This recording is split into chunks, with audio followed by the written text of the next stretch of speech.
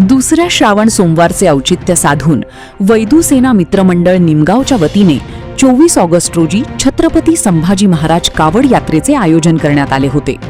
सदर कावड यात्रा जागृत मारुती संस्थान निमगाव येथील परमपूज्य स्वामी वासुदेवानंद सरस्वतीजी महाराज वासुदेव सांदीपनी आश्रम निमगाव, श्री श्री 1008 रामचरणदास त्यागीजी महाराज, आमदार चैनसुख संचेती, भाजपा नेते शिवाजीराव पाटील, नांदुरा पंचायत समिती माजी सभापती गजाननराव चरखे, भाजपा विस्तारक गणेश भोपळे, भाजपा नांदुरा तालुकाध्यक्ष तथा निमगाव सरपंच विकास इंगळे, जानराव इंगळे, रामपूर सरपंच धम्मपाल गायकवाड, माजी सरपंच पुंजाजी पाटील, वैदू समाजाचे नेते बाबूराव शिवलकर, जानराव आसलकर, बाबू असलकर, सुरेश आसलकर, गंगाराम असलकर यांचेसह उपस्थित सर्व मान्यवरांच्या हस्ते कावड यात्रेचे विधिवत पूजन करून महाआरती करण्यात आली।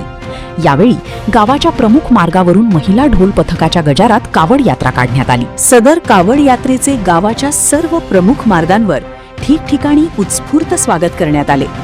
यावेळी अमोल अंधारे यांचेसह अनेक मान्यवरांनी कावड यात्रेत सहभागी होऊन तरुणांचा उत्साह वाढवला।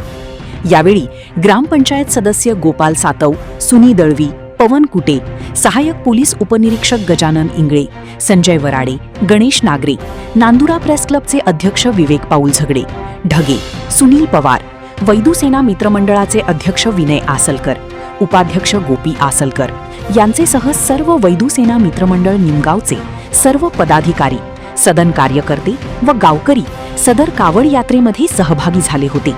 महाप्रसाद वितरण करून सदर कावड यात्रेची सांगता करण्यात आली।